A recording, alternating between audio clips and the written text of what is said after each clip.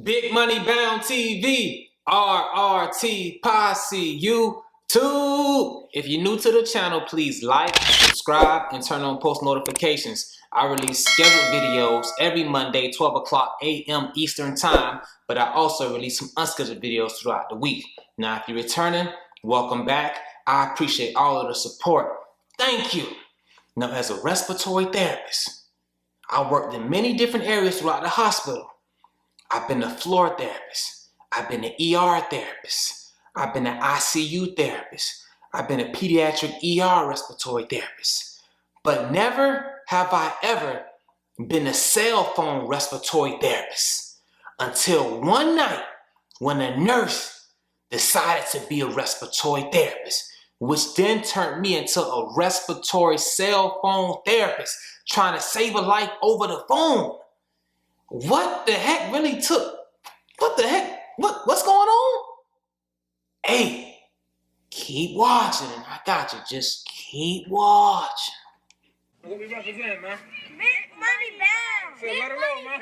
Big money bound. The kids, man. We got the kids, man. It was a busy night during the COVID pandemic when it was at its peak.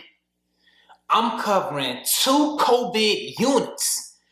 I'm in the ICU, and I'm covering a whole floor, which is about, no lie, man, it's covering about 115 beds, 15 patients. I'm trying to get this to you in detail so you can really picture this, man. A unit, one hall full of rooms that got like 50 patients. Then you turn a corner, it's another hall that got another 50. Then you turn another corner, it's a hall that has like 15. 115 patients on top of the unit that I'm covering. All of it was filled with COVID. So I'm in this unit, and to get to the other end of the hallway, I gotta go way to the opposite end of the hospital. That's the areas that I'm covering. This is dangerous. But it was the height of the COVID pandemic. We were just trying to do the best we can and take care of as many patients as we can as they kept coming in. We were just trying to do the best we could. So with this busy night and this far distance that I got to cover as a respiratory therapist, I had one floor that was smack dab in the middle that kept calling me for nonsense. When I say nonsense, I'm talking things that a nurse could do. For example, my patient needs suction. Suction is a shared responsibility at my place of employment. I don't know about where you work at, but if a patient needs to be suctioned and the therapist is way over here and the nurse is right there in front of that patient, you shouldn't have to call the therapist. You should be able to suction the patient. Drop down in the comments. Does that ever happen to you? Or if you're a nurse, would you ever do that to a therapist when you right there and you can just suction? Drop down in the comments and let me know, man. So that was the situation. I'm like, hey, I don't mean to be rude. I understand you want the patient suction. But if you're there, could you please suction the patient? And if you don't know how to, have your charge nurse give you an in-service. She can show you how to do it. Like, I'm over here with a patient on life support right now that's busy. You say you need to suction somebody. Like, come on, man. Or they'll say something like, the Vapotherm, which is a high-flow nasal cannula, is alarming because the bag is out of order. For you guys that may not know, the high-flow device, nasal cannula, is going at a high liter volume. So you got like 50 liters per minute, 40 liters per minute. When you got that many liters going inside somebody's nose, you gotta humidify that air. So you have a water bag dropping through it, making the air kind of softens it up. When that bag gets empty, the machine will get hot and it'll start to beep. A nurse can take a bag and spike it just like you would spike an IV. It's the same exact bag. Just one of them is sterile water and one of them is 0.9% sodium or just a normal saline bag. You doing the exact same thing, but you gotta call me for that? Like, at this point, we gotta be willing to help each other. But at the same token, I can't understand like the nurse is saying that you busy and I'm busy. Just like you want me to help you, I need you to help me. So I can kind of understand, but hey, all you doing is spiking the bag. I'm over here, you calling me over there, so It was a lot of those calls, man. Somebody even called me, hey, can you please help me slide my patient over? They gotta use the bathroom. Like, hey, come on, man. I'm respiratory. So it was one of those nights. And the floor kept calling me for stuff like that. On top of that, I still had to complete my regular assignment, my regular checkoffs with the vented patients. ET tube checks, breath sounds, moving the ET tube, confirming the location, going from left side to right side, mouth care, suction, vent checks, alarm checks, check the graphics, check the patient vital signs, heart rates, good breathing treatments. On top of all of that, for 6 or 7 patients, plus all them floors, I got one floor that just keep calling me non-stop, bugging me and bugging me and bugging me. See, not really bugging me, but just asking for my help when it's a lot of stuff they could do on their own. So I want y'all to just keep following me. So I keep receiving these kind of phone calls. I finally get over there. I see all my patients that's over there. I come across a patient that has an order for nocturnal BiPAP. They have sleep apnea. They need the BiPAP at night. During the pandemic, you running low on equipment. We don't just have any like res meds. A res med is a machine that's just for like CPAP or BiPAP. That's all it does. It's not for invasive ventilation. It's only for non-invasive. We don't have those machines. Those are all out. All we have is a few vents left over. So now we're using a vent, which is an invasive machine, which also has a non-invasive mode. So we had the patient on, I put the patient on non-invasive CPAP, non-invasive BiPAP, CPAP, so the patient can breathe fine throughout the night and won't have no problems. So that patient is good. I go way down the hole down here, get them breathing treatments over there. I'm just trying to finish up my work and somehow manage this heavy load because I'm a respiratory therapist, RRT posse. I got this. I can do this. You feel me? I could be like, yeah, man, I'm having a busy, crazy night. Minister Dick, hey. It's a pandemic. A lot of people out of work. I'm employed. God, real. I'm thankful. I ain't complaining about work. That's just something I ain't doing. So I take care of that. I go way back to my unit. Back to start that round. I say about 15 minutes of working over there, getting into my work. I get a phone call from this floor that's been bugging me. I'm like, oh man, what do these people want? So I'm like, yes, hello. The nurse responded with like, you can hear like a panic in her voice. Hey, I'm Randy. Could you come quick? There's something going on with this patient. He's having trouble breathing. I'm like, what's the room number? Yada, yada, yada. So I'm like, hold on. I answered the phone with like, yeah, hello, how can I help you? Like, oh, these people calling me again about some nonsense. So I had to change my whole demeanor because now this is something serious and I got to get down to the fact of like, okay, like what's really going on? How is this patient in respiratory distress? If I had this patient on a BiPAP, he was breathing perfectly fine. Oh, yeah, he was on BiPAP, but the nurse turned it off and now we don't know how to work it. We tried to put it back on, but he's having trouble breathing. Whoa, wait. Nurses. That ain't your job to touch the respiratory therapist's equipment, especially without notifying the respiratory therapist. So that's mistake number 1.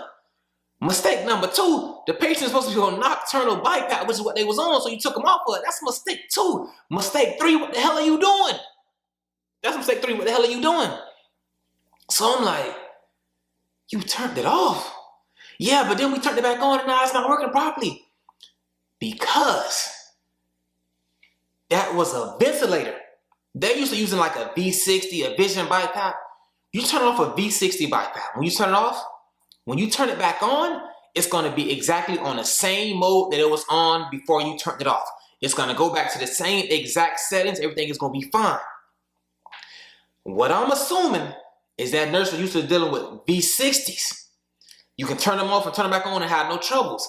But when you're using a ventilator, when you go from non-invasive mode and you turn it off, when you turn it back on, it's going to be an invasive mode, volume control. And if a patient needs BiPAP non-invasive, you got a patient on a mask, giving them volume control, that's going to be a whole serious, bad, crazy situation. Patient ain't breathing right, ain't in sync with the vent. So the patient was in respiratory distress. So I'm over the phone. This patient is a long way from me. I gotta do what I can do over the phone until I get there. So what I'm trying to explain to them is, first things first, I know the nurse should never have done that. The nurse is wrong for doing that. You should know. With all that being said, hey, we are what we are. We are what we are. I gotta try to get them out of this situation now. So I'm like, okay, what you do is you press the standby mode. That's gonna take you to the home screen. You then go to the top left corner. You go to modes. You go to non-invasive. You go to BiPAP, and then you press start. Whatever settings those are on is what the patient is gonna be on. Just put them on that. Now we know it's non-invasive. As I'm telling them that, I'm coming to the room. They're saying, yeah, we having trouble doing it. We having trouble doing it. I'm trying to save somebody's life over the phone because a nurse thought that, well, all you really doing as respiratory therapist is hitting the button, turn it on and turn it off. I can do that, no problem. But man, you gotta know how these machines really work.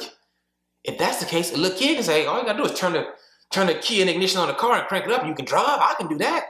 You gonna wreck and blow something the hell up. This stuff is like serious.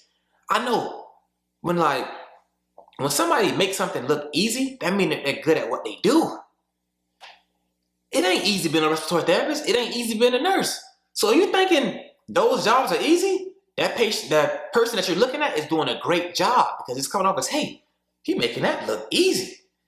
Man, this stuff is not easy. I finally get to the patient room. The patient's still in volume control, but I'm here now. I can fix this, no problem. Hit a few buttons, bing, bang, we go back to non-invasive. Put the patient on the right BiPAP settings I had him on before. Patient in the bed, guppy breathing like this man it ain't looking good. Until I get in there, I work my magic, turn this button, turn that button, bing, bam, boom, boom.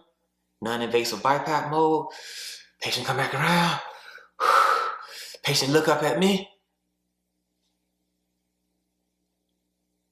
I look at the patient. I got you, dog. I talk to the nurse. Hey, come in, let me holler at you. Please let me talk to you for a second. Yeah, Randy, I'm so sorry. I won't do that again. It was the nurse, the charge nurse, another nurse trying to help them, and another charge nurse from the other floor trying to help them figure out what's really going on.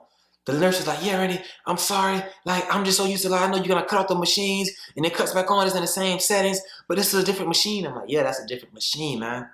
This is a ventilator. That was a V60 BiPAP, literally. This is a vent that can go into BiPAP mode. Like, yeah, I'm so sorry, I won't do that again. Like, yeah, you shouldn't do that again. And it get to a point where it was getting so busy and so hectic throughout the hospital that nursing staff and RT staff was each staff department could be doing more. They could be doing more, we could be doing more. So it was a lot of if any incidents happen, it was incident reports trying to throw people up under the bus. But I don't work that.